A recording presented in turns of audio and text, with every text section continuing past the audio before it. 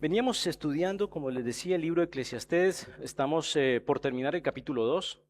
Eh, es un libro que estuvo un tiempo como muy disputado, ¿no? En cuanto a si pertenecía o no en el canon, pero la verdad es que a lo largo de la lectura lo leo, lo estudio y digo, esto tenía que estar en el canon, no podría no haber estado. Eh,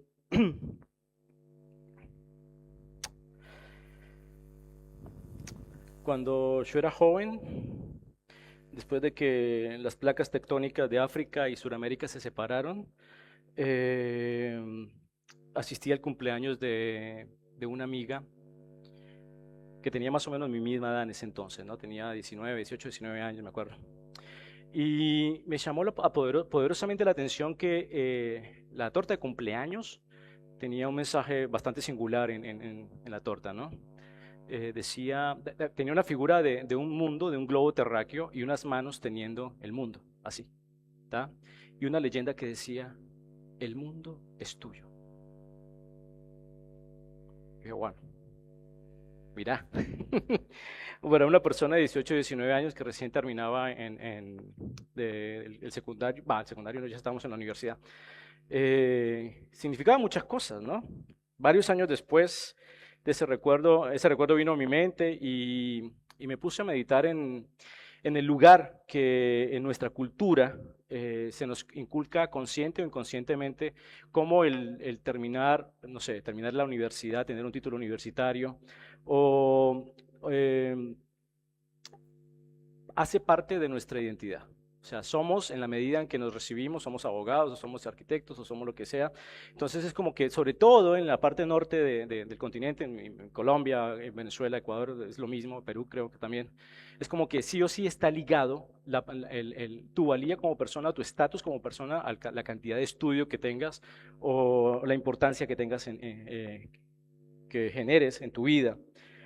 De tal suerte que, por ejemplo, como decía, un título universitario ya no es una herramienta para la vida, sino un marcador de valía personal. La habilidad de hacer dinero ya no es un medio para aliviar las necesidades propias o bendecir a otros, sino un signo de poder. O ejercer un cargo público o tener un alto rango en alguna empresa ya no, que no es un lugar que exige administración y responsabilidad hacia otros, sino más bien es mi sello de prestancia e importancia.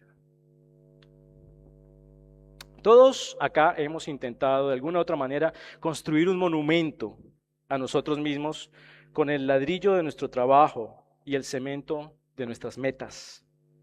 La porción que vamos a ver hoy, Eclesiastés 2 del 20 al 26, es el momento en que Dios, por pura misericordia, permite que ese edificio que construimos se derrumbe para que finalmente podamos ver el cielo.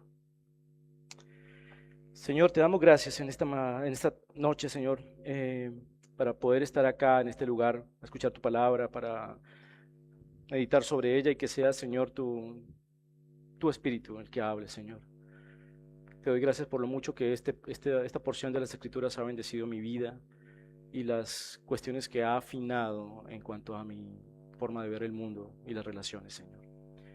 Bendice, Señor, a mis hermanos. Dame palabras, Señor, y dame lo necesario para poder transmitir correctamente, comunicar correctamente tu palabra. En Cristo Jesús. Amén. Bueno, pero antes de eso, necesitamos recapitular porque estamos viendo esto una vez a la semana y es como que cada vez va quedando más atrás todo, ¿no? Entonces, yo preparé acá como muy brevemente para que ustedes lo puedan ver y también visualmente les ayude a retenerlo. Hemos visto cuatro cosas hasta el momento, ¿no? En Eclesiastés, en los capítulo 1, de los versos 1 al 11, habíamos hablado de los ciclos que el predicador Kohelet, Kohelet es la palabra hebrea para predicador, observaba la naturaleza, los ciclos de la naturaleza y la historia humana, y se percataba que todo era un ciclo constante que se repetía, que se repetía y que se repetía. Y eso generaba no sé si se acuerdan del concepto de claustrofobia existencial, ¿no? Un concepto importante. Y en esa misma sección se introducen los dos primeros conceptos básicos necesarios para poder entender el libro. Es absolutamente indispensable que estos conceptos estén claros en nuestra mente, porque eso va a facilitar muchísimo la lectura y estudio de Eclesiastés a lo largo del tiempo que vamos a estar haciéndolo. En esta primera parte de los ciclos se introduce de entrada ya el concepto de vanidad, que habíamos hablado, que es la palabra hebrea Javel.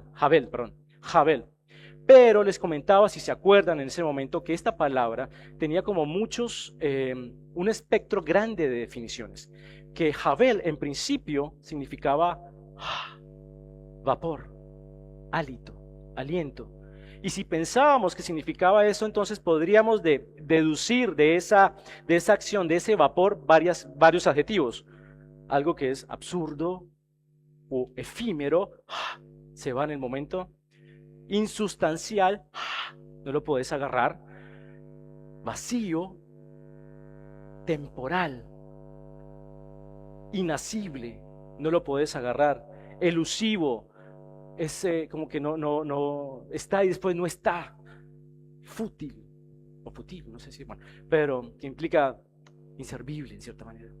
Entonces, cada vez que la palabra vanidad en nuestra traducción aparezca, no solamente tenemos que tener el concepto de vanidad que tenemos todos, que es algo superfluo, superficial, sino toda esta gama de significados, porque eso nos va a facilitar un momento la lectura cuando estemos en una parte del libro en el que decir, ¿por qué dice que esto es vanidad? Entonces tenemos que salir de la definición de superficialidad para pensar en este espectro. ¿Se entiende? El segundo concepto, que en esta primera parte del libro, cuando hablamos de los ciclos repetitivos de la naturaleza y la historia humana, es el concepto de debajo del sol, que lo vamos a encontrar todo el libro. Y este concepto lo que hace es circunscribirnos,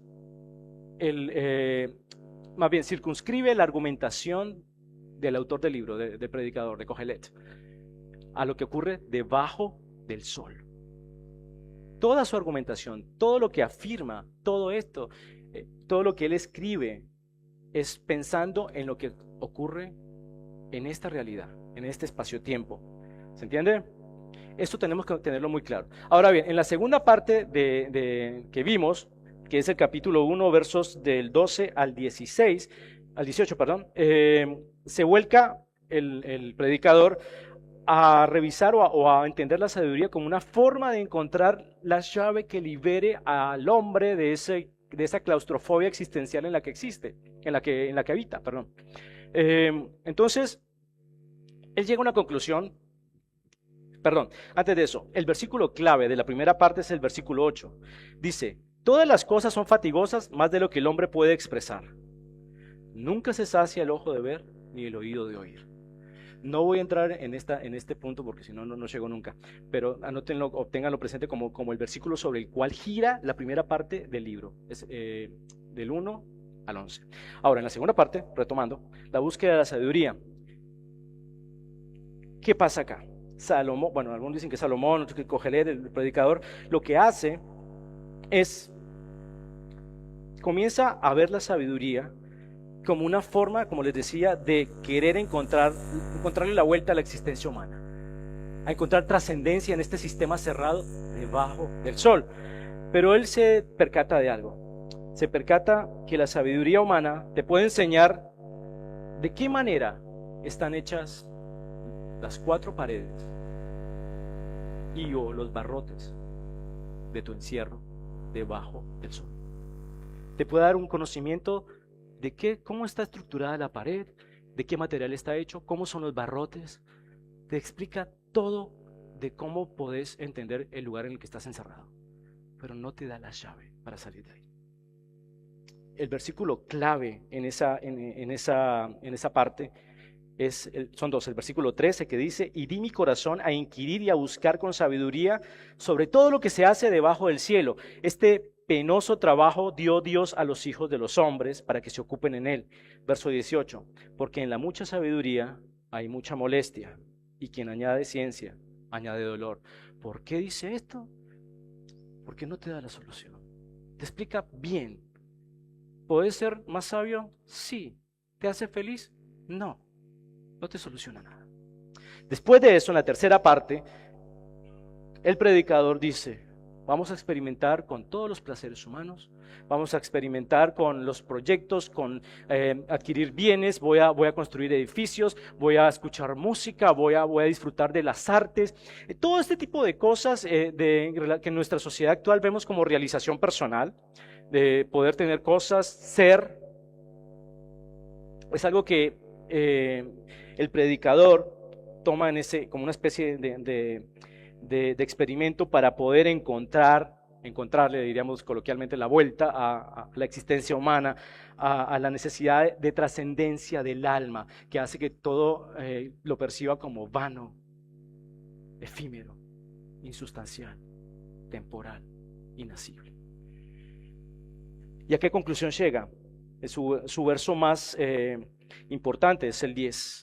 Después de haber hecho todo esto, el predicador dice, no negué a mis ojos, verso 10 del capítulo 1, ninguna cosa que desearan, ni aparté mi corazón de placer alguno, porque mi corazón gozó de todo mi trabajo y esta fue mi parte en toda mi faena. Y verso 11, miré yo luego todas las obras que habían hecho mis manos y el trabajo que tomé para hacerlas, y he aquí todo era vanidad y aflicción de espíritu y sin provecho debajo del sol. Y en esta sección, perdón, en la anterior, se me había olvidado eso, se introduce el tercer concepto, también acá en la tercera sección, aflicción de espíritu, que lo vamos a encontrar constantemente en todo el libro. Aflicción de espíritu es una traducción posible del original hebreo. Más literal es correr tras el viento o pastorear el viento. El concepto en el fondo es el mismo. Cuando vos corres tras el viento no estás logrando nada, o sea, no lo vas a alcanzar, no lo vas a agarrar, no nada. Pastorear el viento es imposible. ¿Y qué te causa emprender una empresa que no vas a poder realizar? Aflicción de espíritu. En el fondo es el mismo concepto. Entonces, tengan en mente eso. Aflicción de espíritu, paréntesis, correr tras el viento, pastorear el viento. Y cuarto, que lo vimos la semana pasada, que Leo lo comentó, está que el predicador comienza entonces de vuelta a repensar la sabiduría, pero comparada con la necedad.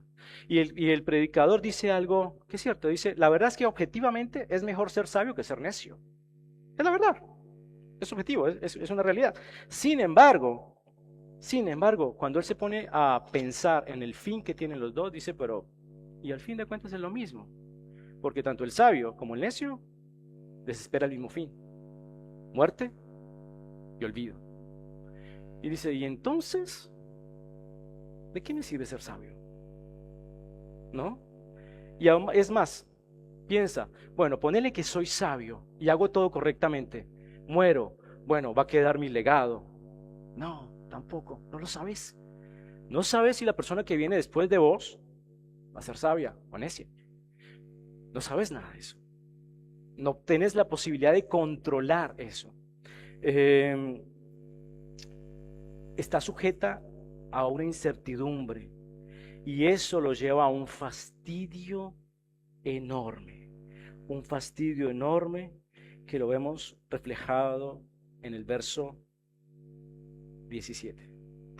Aborrecí por tanto la vida, porque la obra que se hace debajo del sol me era fastidiosa, por cuanto todo es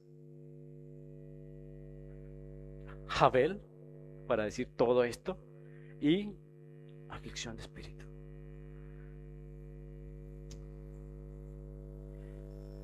Eso fue lo que pasó en los capítulos anteriores, como en las series. Vamos a ver versos 20 al 26.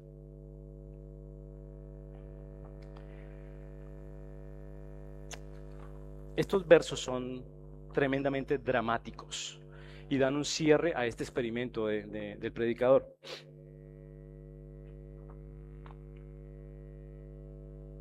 Vamos a leerlos.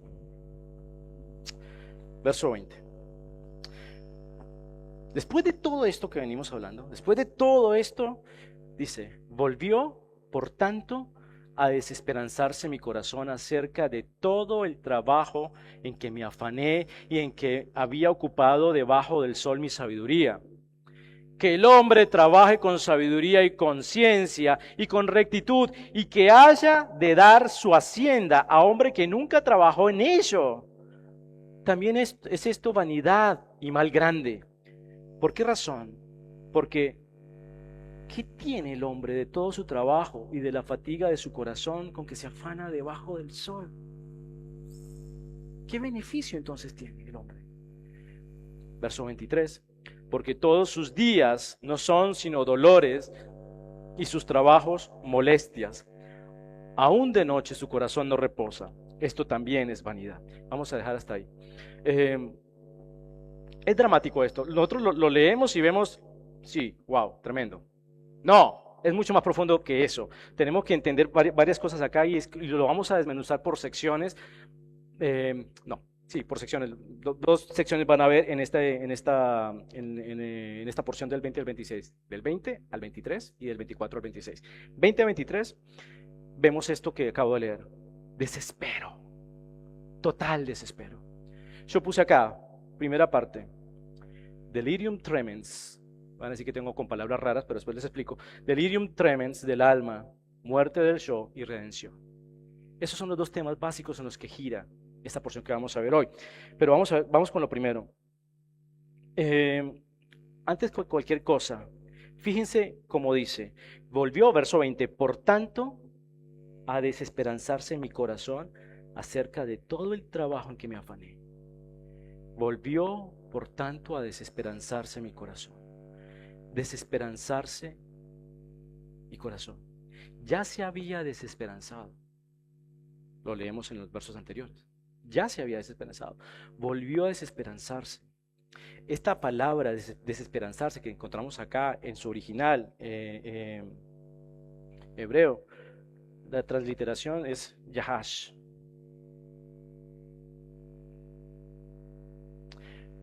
Esta palabra significa así, desesperanza, pero no es una desesperanza tranquila, normal, no. Es una desesperanza que implica desespero. De hecho, otras traducciones hablan de desespero y no de desesperanza. Hablan me olvidé.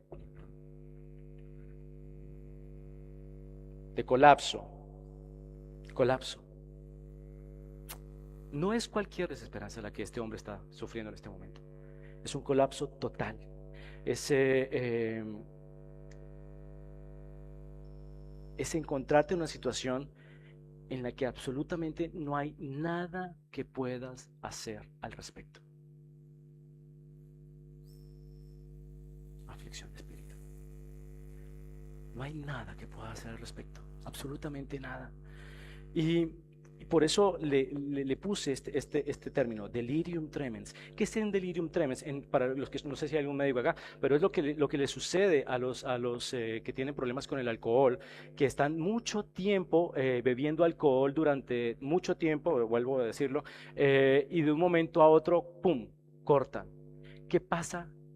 ¿Qué les pasa? Entran en un estado de abstinencia bestial. Bestial. El delirium tremens es la forma más grave de abstinencia alcohólica, caracterizada por un estado de confusión aguda, agitación, alucinaciones vívidas y temblores intensos que pueden derivar en muerte si no se tratan a tiempo. En este mismo estado, en un delirium tremens del alma estaba el predicador, es lo que quiere transmitirnos. Un colapso real, total, mental y psicológico, y una ansiedad extrema ocasionada por el fracaso del esfuerzo y la futilidad de lo efectivamente logrado. El espíritu de este hombre está convulsionando. El espíritu de este hombre está intoxicado con todos los intentos de extraer de lo que cosecha del mundo, de la vida debajo del sol, y se da cuenta al final que no tiene nada, que es Jabel. Así como el cuerpo reacciona violentamente cuando se le quita una sustancia de la que dependía, el alma entró en una fase de abstinencia. Este hombre se pasó la vida bebiendo de las copas del placer, el mucho conocimiento, los proyectos, la belleza sensorial y la riqueza. Al detenerse y ver que están vacías, su alma sufre un colapso porque ya no tiene un propósito del cual alimentarse. Esta palabra, yash, desesperanza, sugiere una pérdida total de agarre. El corazón se rinde porque la realidad que ve es todo Jabel, vapor. Es un temblor espiritual donde todo lo que ha creído sólido, su legado, su esfuerzo, se disuelve como una alucinación. Escuchen esto, es en esencia la náusea del espíritu al darse cuenta de que intentó saciar un hambre eterna con cosas temporales. Esto nos da otro paisaje, otra cosa mucho más interesante, profunda. Pero fíjense, además, seguimos, dice, por tanto volvió a desesperanzarse mi corazón.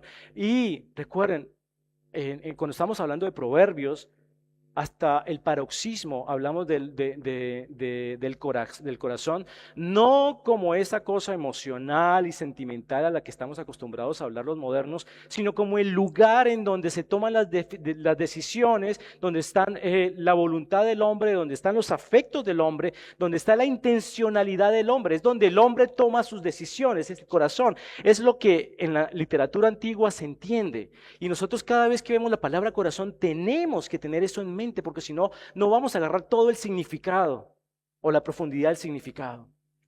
Ahora entonces, si de este corazón estamos hablando, donde se toman las decisiones, donde está toda la intencionalidad del hombre, está en un estado de delirium tremens, podemos entonces entender en qué grado de desesperación estaba este hombre.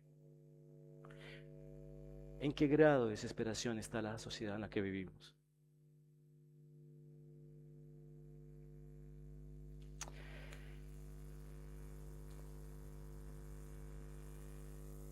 Sigamos.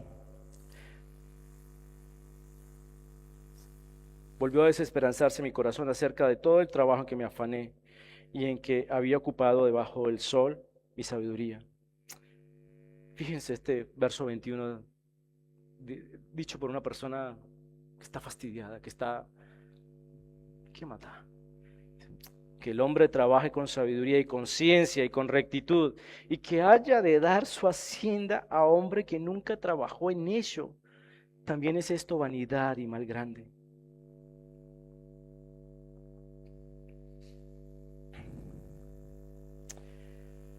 ¿De qué vale todo el esfuerzo si al final todo es vapor? Este hombre sabe que todo lo que se ha esforzado por conseguir a lo largo de su vida,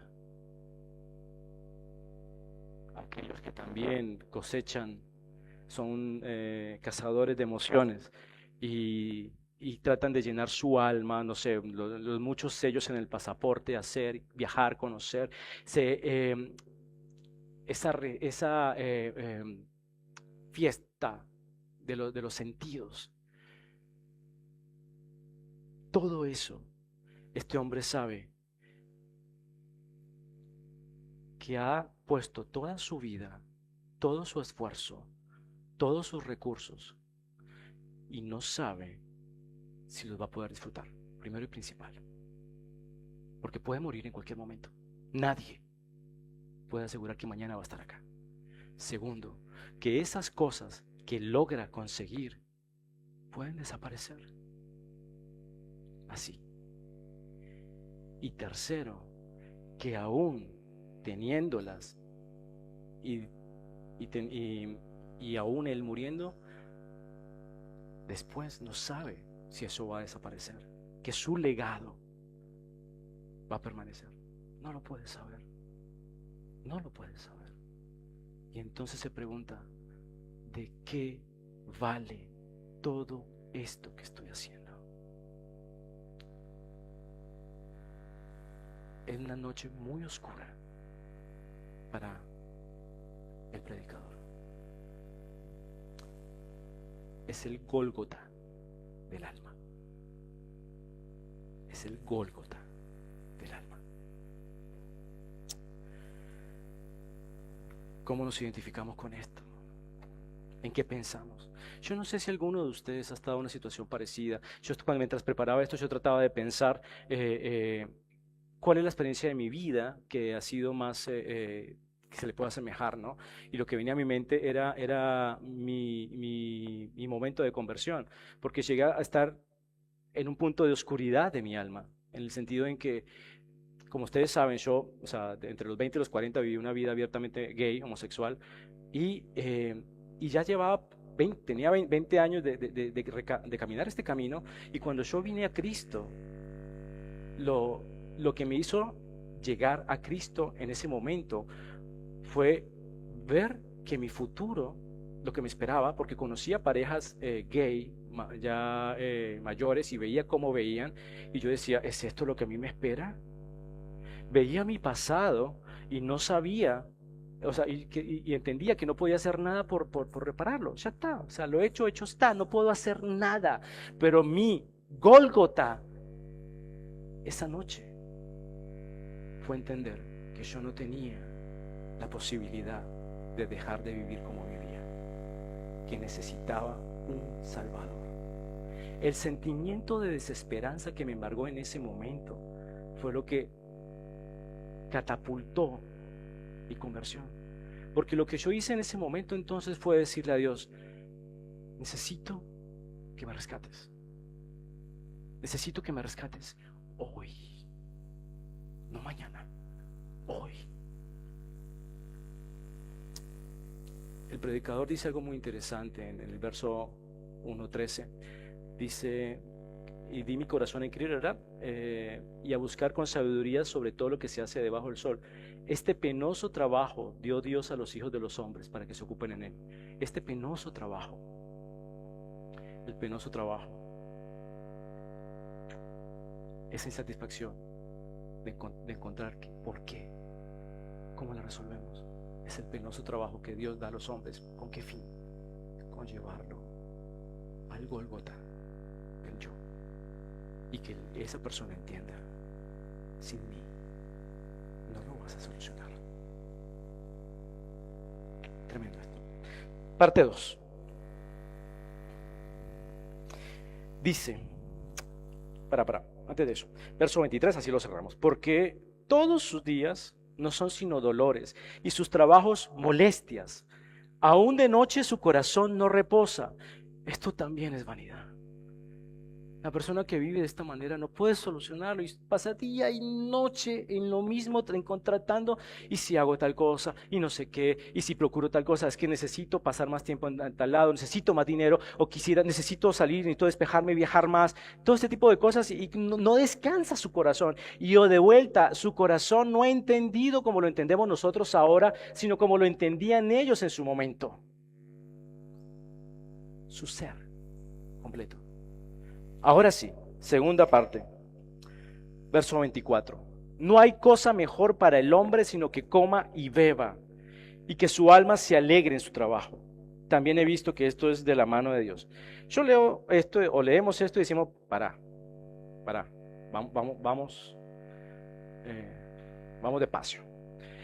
Vos en el verso anterior me estás diciendo esto y ahora me decís esto completamente que, o sea, y fue un cambio, ¿no? Un cambio de 180 grados, ¿no?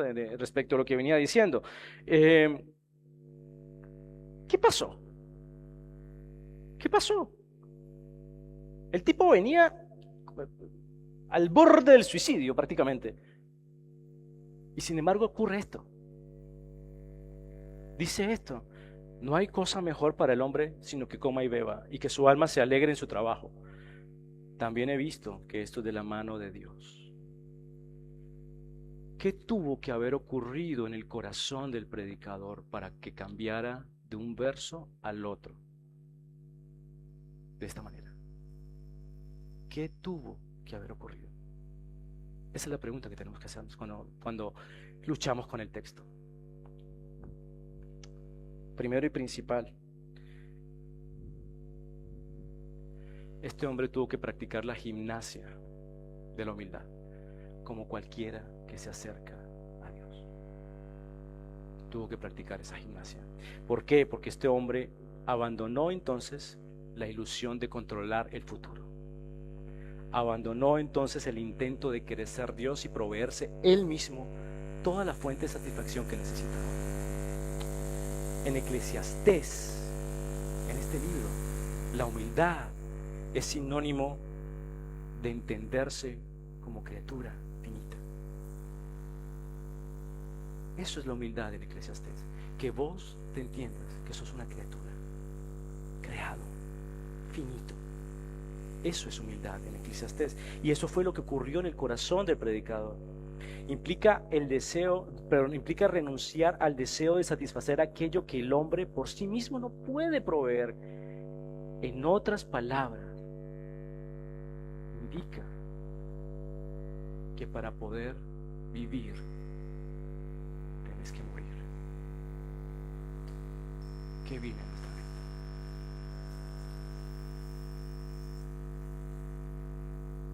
Amén, digo en el corazón. Amén.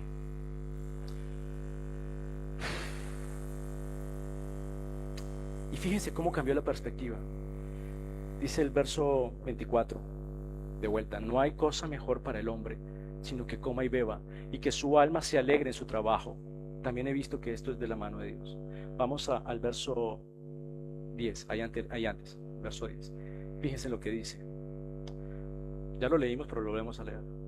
No negué a mis ojos ninguna cosa que deseara, ni aparté mi corazón de placer alguno, porque mi corazón gozó de todo mi trabajo, y esta fue mi parte de toda mi faena. ¿Qué diferencia encuentran ustedes entre uno y el otro? Están hablando de lo mismo, pero hay una diferencia abismal entre el uno y el otro. En el verso 24, el predicador entiende que esto es de mano de Dios, algo que no aparece en el verso 10. Su perspectiva ¡pum!, cambió.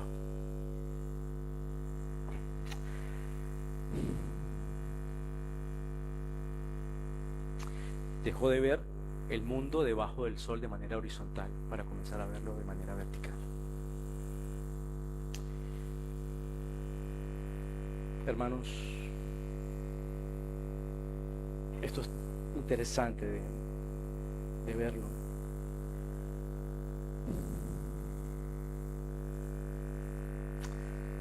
Las bendiciones cotidianas comienzan a verse como muestras de gracia, como don de Dios.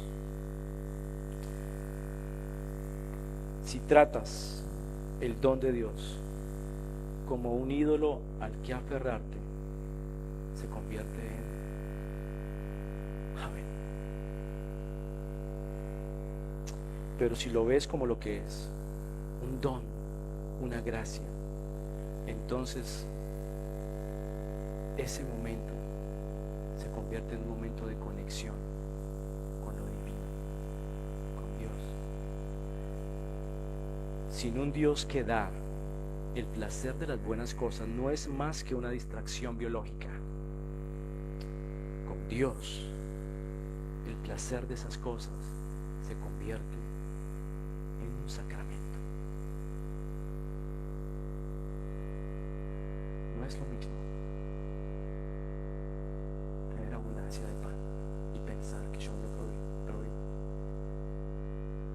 a tener un pan y dar gracias porque Dios lo puso delante de mi mesa.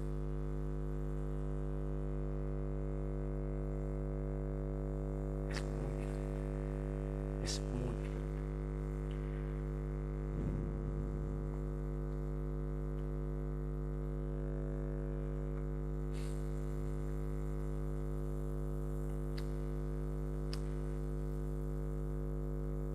Luego viene el verso 25.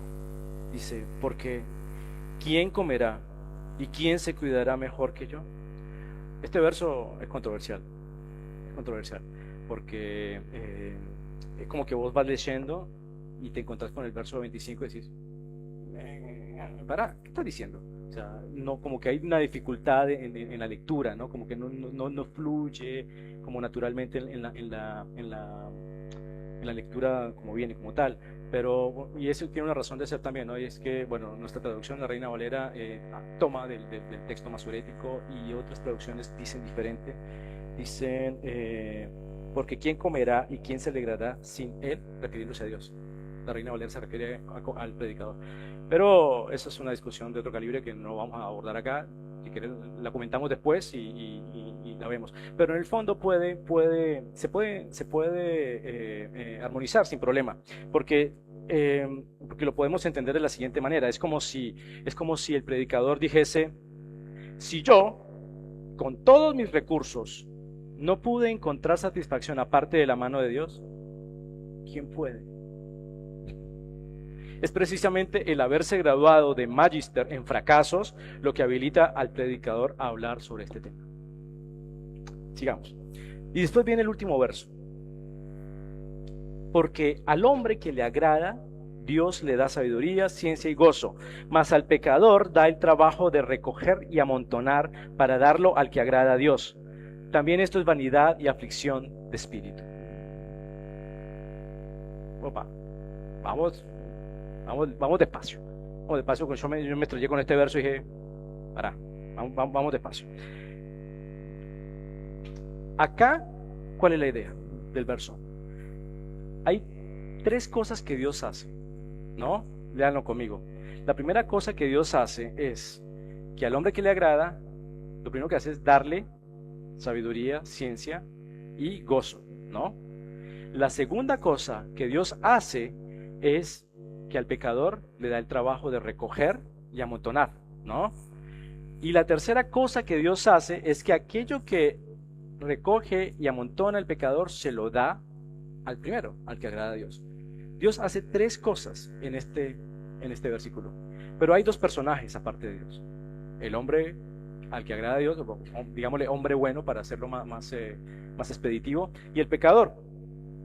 ¿Quién es el hombre bueno?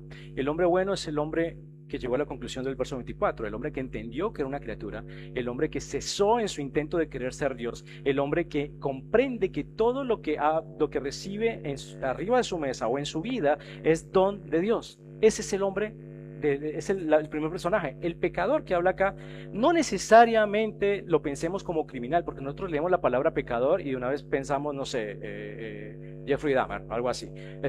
Y no necesariamente es alguien que es simplemente un injusto, como tantos, que no necesariamente es el criminal de la peor calaña, sino cualquier transeúnte que no ha sido redimido por la sangre del Señor. Pero ¿qué pasa? Este pecador es alguien que sí está recogiendo y amontonando para sí, buscando en todos estos ciclos, en todas estas búsquedas de sabiduría y experimentos de su vida. Ese es el pecado al que se refiere ahí. Ahora bien, lo otro es que Dios lo que recoge y amontona el pecador se lo da a la primera persona, ¿no? Es lo que dice el texto, ¿da? Ok. La pregunta sería, ¿qué es exactamente lo que le traslada Dios del pecador al hombre bueno? ¿Qué es? ¿Qué es? Porque uno podría pensar, bueno, el hombre pecador entonces recoge, tiene muchos bienes, amontona muchas cosas, pero Dios lo que no hace es cambiar no sé, una transferencia bancaria para que todos los bienes y dinero de esa persona vayan al hombre bueno, que no vendría mal porque necesitamos dinero acá por el proyecto de la iglesia.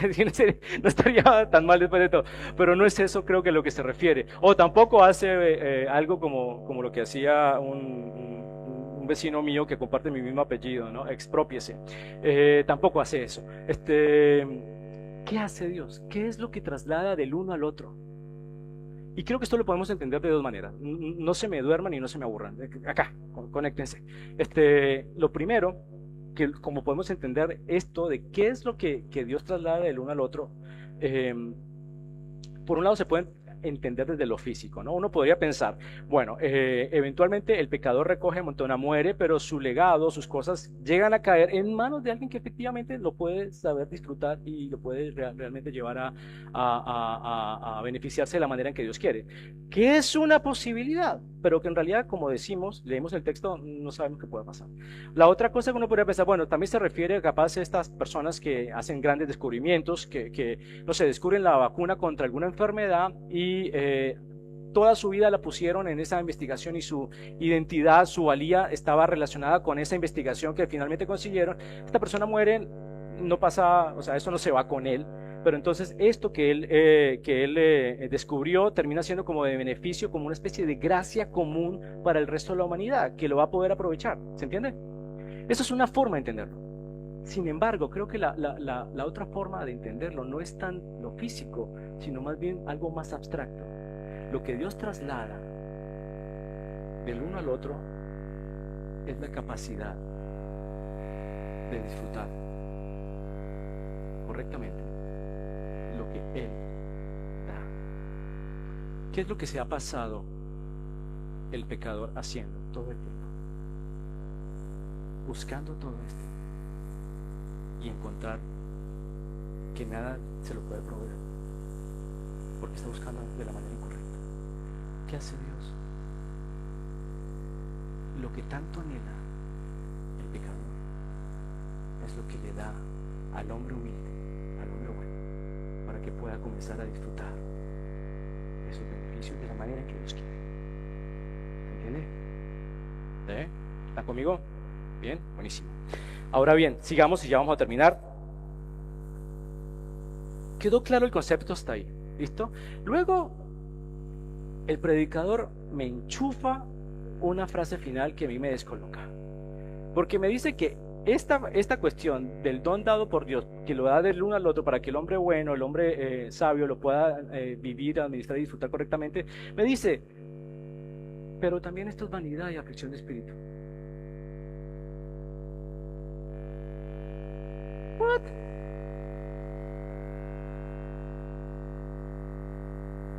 Es la reacción normal. Yo cuando le dije, pero veníamos tan bien, ¿qué pasó? O sea, no entiendo eso, no lo entiendo. Bueno, es algo realmente interesante y bello, y prometo no tardarlos tanto, pero es muy importante. Tal vez la parte más importante de todo lo que he venido diciendo, porque nos deja perplejos, completamente perplejos. Y en primer lugar, dice que esto es vanidad y aflicción de espíritu. ¿Cuántos pensaron cuando leímos vanidad, pensamos en lo estrictamente superficial? Tenemos que pensar en todo el espectro. Absurdo, efímero, insustancial, vacío, temporal, elusivo. Tenemos que pensar en esos conceptos cuando vemos vanidad. Y ahí facilita un poquito más la lectura. Y dice, y aflicción de espíritu, ahí lo tenemos. En segundo lugar, tenemos que hacer una distinción entre quien da el don, Dios, y el don mismo. Son dos cosas diferentes. ¿Está? Son dos cosas diferentes, completamente. Vamos a concentrarnos en el don. Entonces uno dice, la pregunta es, ¿cómo puede ser que un don de Dios dado a alguien que sabe cómo disfrutarlo correctamente, pueda ser catalogado como vanidad y aflicción de espíritu? Esa es la pregunta del millón. ¿Cómo es eso? Bueno,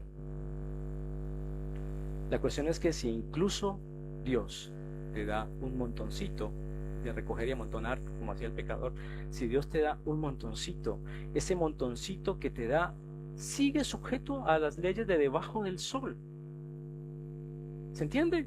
Es decir, ese montoncito, esa bendición, ese don que Dios te da, que trasladó el pecador al hombre bueno, todavía puede perderse, todavía puede ser robado, y definitivamente no te va a seguir a la tumba, ¿o no? Sigue sujeto a las leyes de debajo del sol. Incluso una carrera dada por Dios o una familia dada por Dios puede dejar de existir, convertirse en vapor. Aun cuando seas el buen hombre del que habla el verso 26, que recibe ese montoncito, tienes que aprender a manejarlo. Todavía tienes que preocuparte por el heredero del que se habló en el verso 19, o el hecho de tener muchos bienes o éxito, incluso si Dios te los concede, que traen a menudo más preocupaciones. No te soluciona el problema de la mortalidad o el síndrome del día después para las personas que son muy exitosas. vamos entendiendo, porque entonces se utiliza, dice el predicador que también esta don o bendición puede ser catalogado como Havel, para no quedarnos con solamente vanidad. Ahora bien, por otro lado, el predicador le pone la etiqueta de vanidad o de Havel al don de Dios, porque lo que el predicador busca es protegerte de la idolatría. Eso es lo que busca. La trampa es que a menudo pensamos que si Dios me lo da, es porque entonces eso finalmente satisfará mi sed completamente. Eso lo pensamos, no digamos mentiras muchas veces. Si Dios me lo dio, es porque esto claramente va a satisfacer todas mis necesidades. La diferencia es que el hombre bueno sabe, la realidad es que no, o sea, es que eso no puede satisfacer la sed completamente. Solo Dios puede satisfacer esa sed. El don es solo una porción para que la disfrutes en el camino. Lo Havel de la bendición que nos quiere transmitir el predicador es que no apoyemos la totalidad de nuestro ser sobre ese don o bendición. Es vapor, disfruta su aroma, gózate en su belleza, pero no trates de apoyar tu ser sobre eso. Y entonces acá tenemos que tener un ancla. Si incluso el montoncito dado por Dios es Havel, entonces nuestro valor no puede estar atado a ese don o bendición. No puede estar atado. ¿Por qué esto? Havel, te vas a fumar. Tanto el pecador como el hombre bueno viven debajo del sol, donde todo puede ser vapor. La diferencia es que el hombre bueno sabe que es vapor y lo disfruta sin dejarse esclavizar por él. Dios quiere que tengamos sabiduría, ciencia y gozo, pero que al mismo tiempo reconozcamos que esas cosas, por buenas y deseables que sean, son pasajeras. Hermanos, y esto es un altísimo nivel de madurez espiritual, porque es aprender a disfrutar y sostener el don o las bendiciones que Dios nos da con las manos abiertas.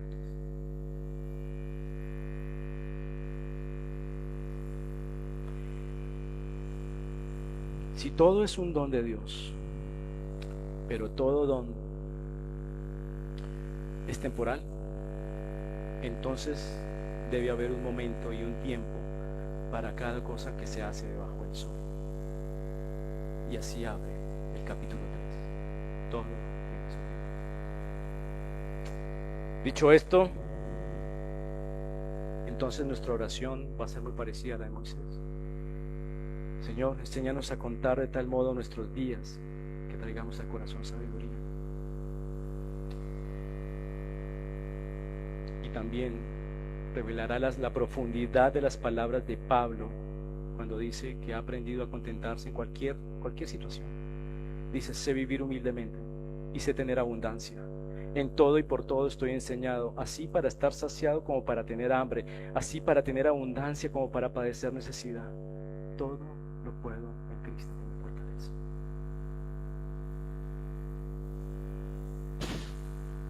Te cambia el panorama. Hermano, yo no sé cuáles serán sus apegos. No lo sé. Yo no sé qué cosas o cuánto ha recogido o amontonado. Sea lo que sea, yo lo que creo es que Dios quiere que entendamos que todas las cosas que Él nos ha dado y con las que Él nos ha bendecido, sea una familia, sea un trabajo, sean hijos, sea un amigo el que ama tu alma, sea lo que sea, te fue dado como una porción para tu camino, te fue dado para que cumplas el propósito de Dios, te fue dado para tu instrucción, para tu bendición, para tu enseñanza. Él quiere que aprendamos a disfrutar y honrar esos dones con manos abiertas, sabiendo que son de Él, que le pertenecen a Él y que te fueron dadas para su